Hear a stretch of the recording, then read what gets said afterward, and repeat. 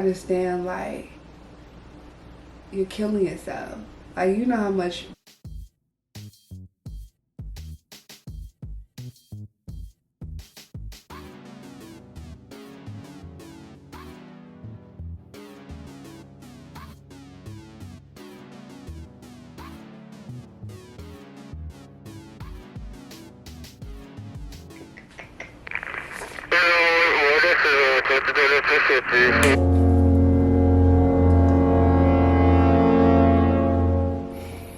State your name for the record. Indira Jones. Do you know why we call you here today? Because I'm a bad bitch. Where were you July 19th, 2021? In my skin. An eyewitness put you at this location. What were you doing here? Am I being arrested?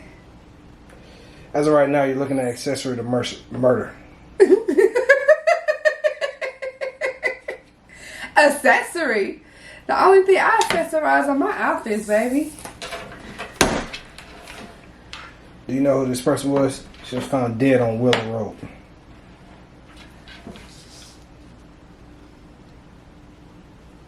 I did. What do you mean you did? I would like to make a confession. See, what had happened was, it wasn't supposed to go like this. I promise. She told me that we were only going to Willow Road to secure the bag. It was going to be quick and we were going to be in and out.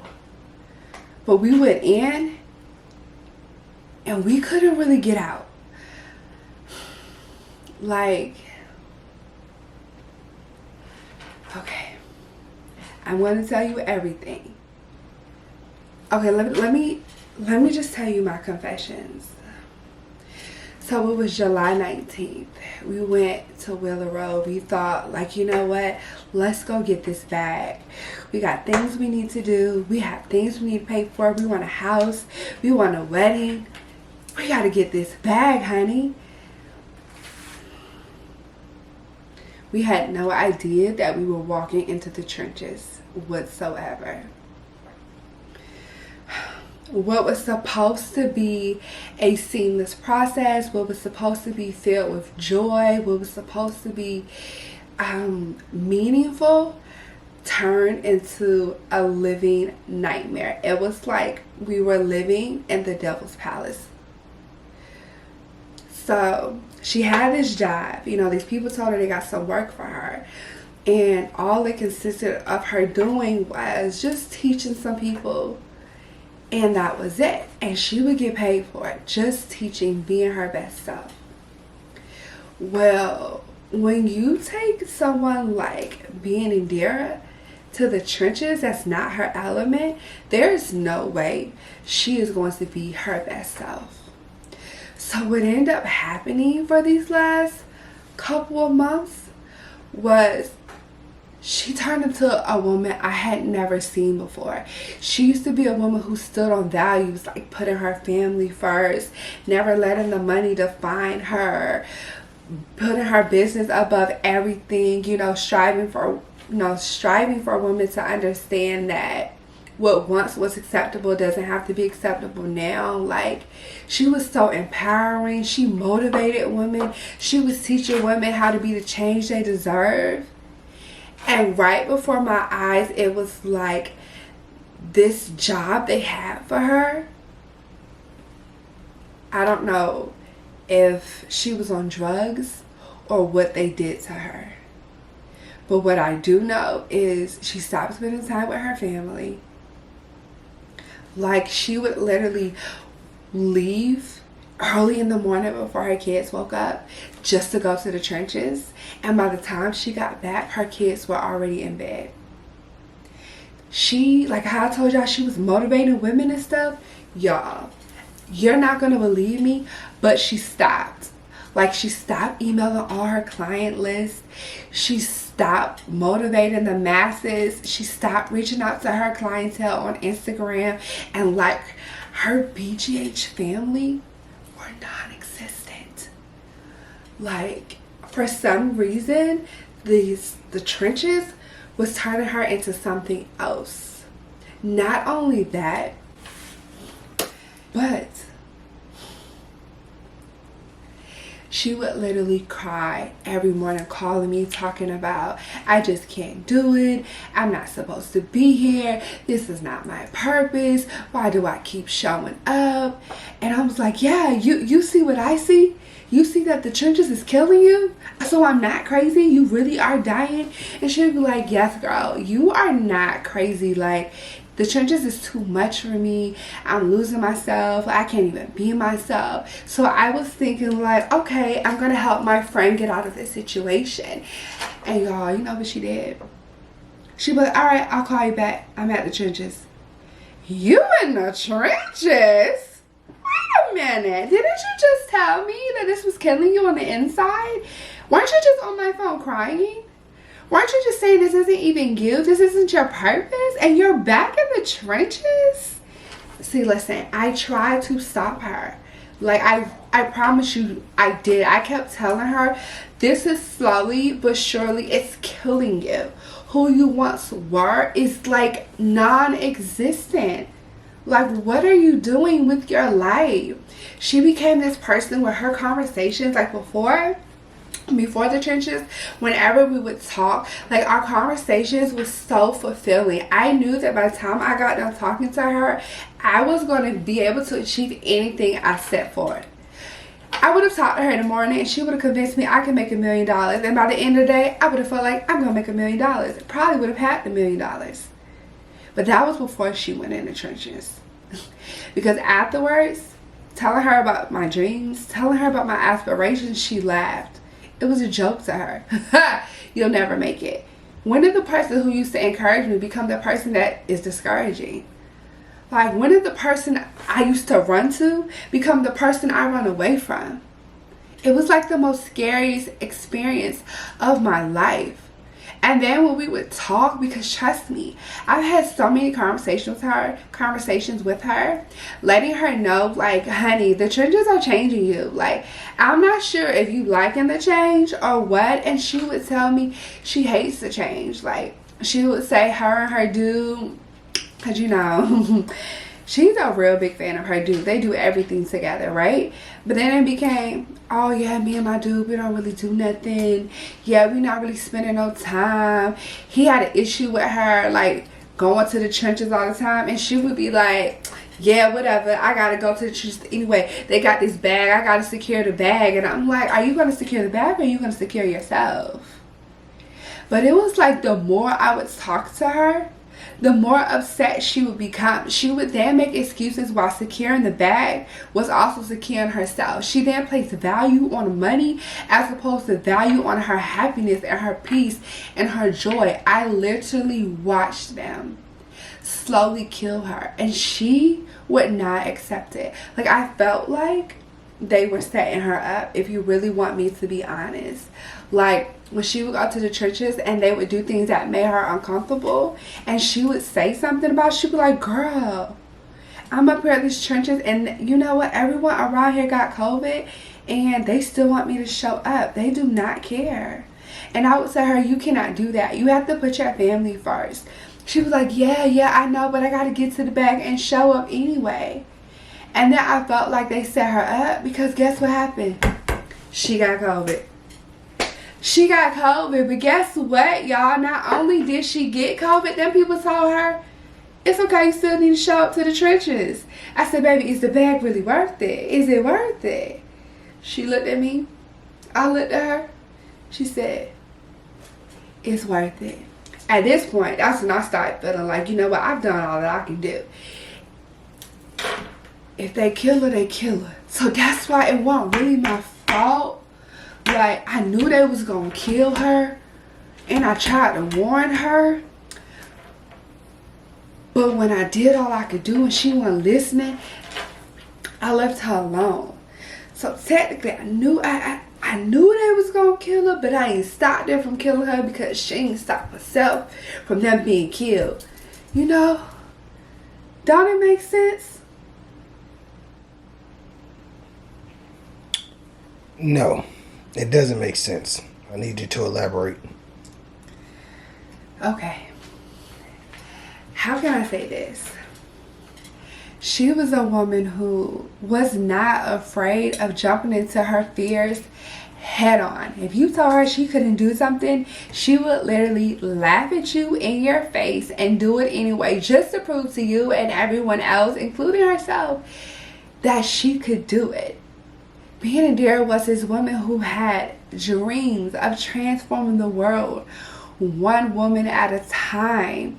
She had this fire inside of her to give back to her community. She had this vision of creating not only an organization called Brown Girls Heal Movement, but one called Brown Boys Heal Movement, so people within our culture can understand the power of healing. Like, Being Indira was everything. She was everything. And when I didn't know who I was, she reminded me of who I was. She was someone that I didn't have to look up to, because she reminded me that we don't look up to anyone because we're on the same level. We look beside each other. I loved her. I loved her. So hearing that she died, hearing that she went to the trenches and gave up all of that, gave up her family, gave up her dreams for the trenches, it's hard to believe. It's hard to accept. It's hard to understand. How can someone like that throw it all away? What was so worth it? So if I could ask Being Indira anything, if I could ask her one question, would you do it all over again? So I'm gonna sit back. We found her phone, and on it we found the voice note. We're gonna play it for you. This is Being Indira. In case I don't make it, this is my last message. I committed to something that I thought was going to be the best thing for me. I thought that securing the bag would mean that I was securing the perfect lifestyle that I've ever dreamt of. These couple of months in the trenches has been extremely hard.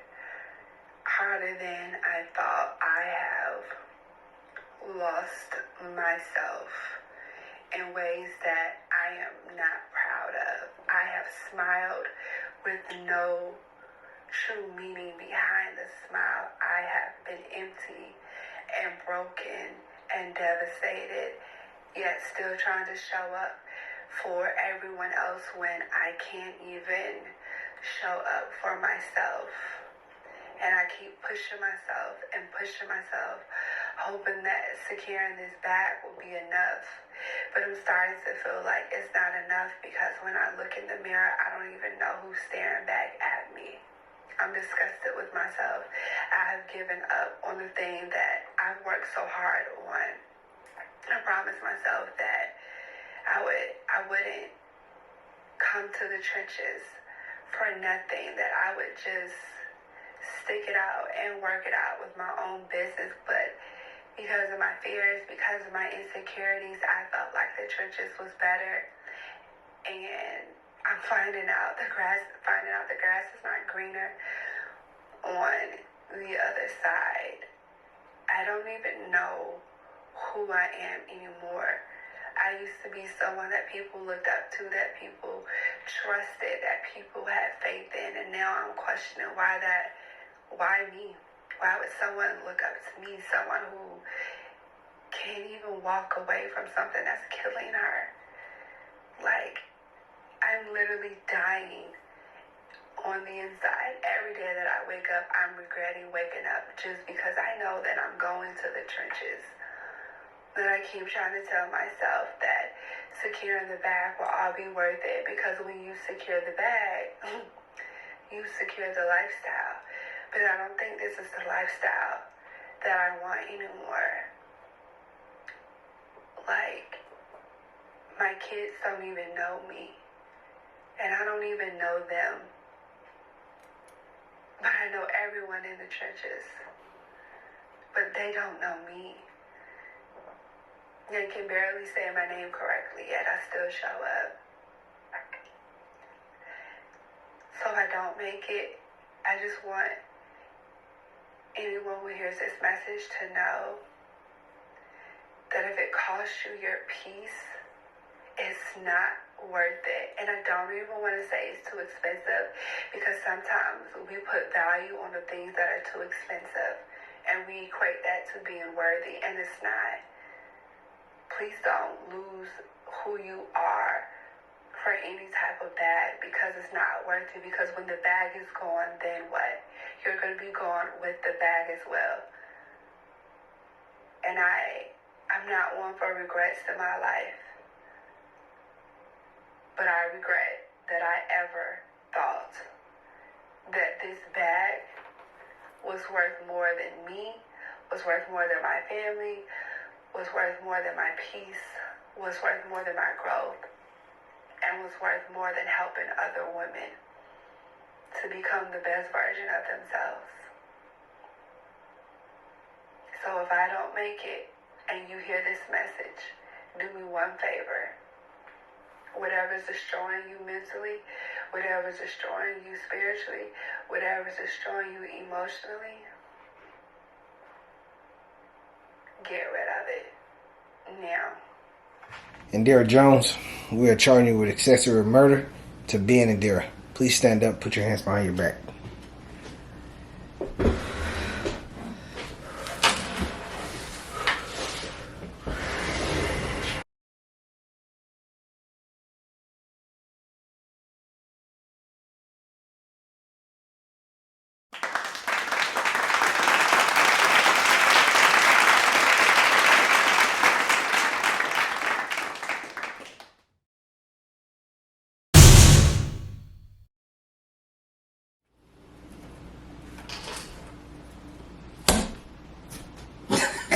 You're supposed to say something. You're supposed to say something. Okay. Now you gotta pull up the notes because you don't know what you're supposed to say. It's the part that say you.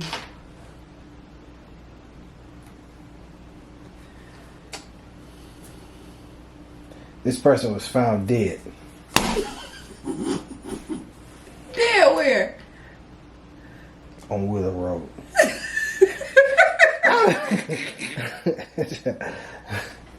What? What you telling me for? What you telling me for? You're accessory to murder. Sound about right. Jimmy got shot, yo. Indira Jones. That was too much. That was too much. What the fuck? Okay, I'm ready. Count me down so I can get in character. 3, 2, 1. State your name for the record.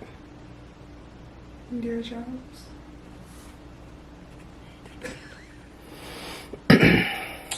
So we're gonna sit back. We have last words from Being Indira. It's kind of long. No, you can't do all that, Ronald. You can't do all that. You joking, and I gotta record this for real. Okay. All right, so tell me what you think. They recording? I know. This is a. Tell me what you think. Do you like what I put? I do. I feel like once it's edited and put together, it's gonna be good. But you don't feel like my first clip I said a whole bunch of nothing? No. I feel like you did a lot of talking, but I mean that's you. I mean, listen, you were going like you were going. But do you think I really conveyed? Do you think it's gonna need a part 2? No. I mean, unless you're going to do one. I mean, I guess like. I guess what I really want people to understand It's like, that shit will eat your soul. Like, when you do anything or be in anything that's not for you, like, you literally gonna die. And that's what I really want. And I don't want nobody to think I'm crazy because I keep talking about she, and she is me. Yeah. But I just really want people to understand, like, you're killing yourself. Like, you know how much Being Indira is to me. Yeah. That shit died. For 7 months, these people ain't getting no email.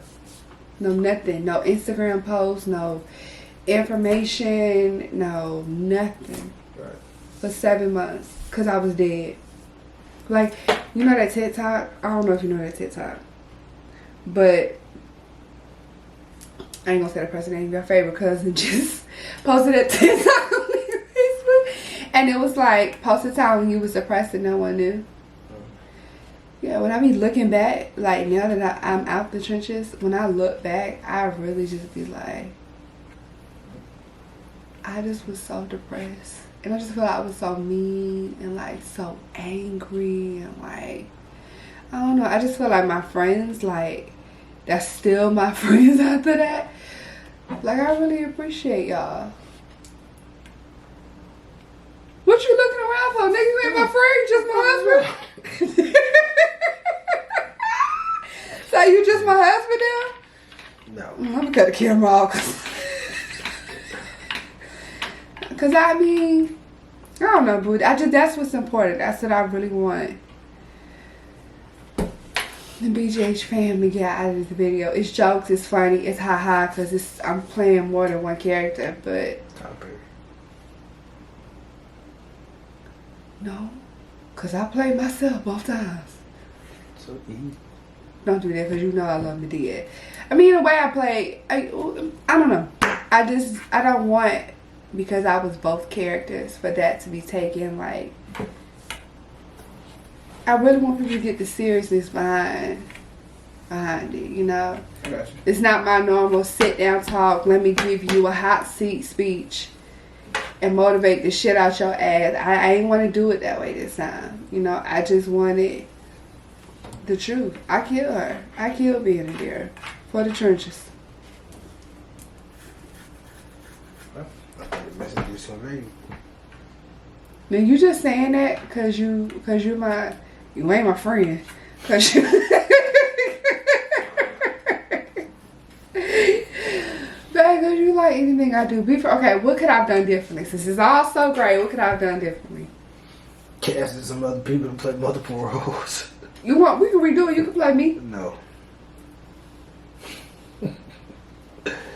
Well, no, I think it was, I mean, simple. I mean, you could talk less. Would that be me? You acting like them trenches and wanted to shut me up too. I don't want to shut you up. Is Pooh outside? I don't know where the fuck he is. I think he upstairs. I was looking for his ass because I know he didn't go to the bathroom. The motherfucker disappeared.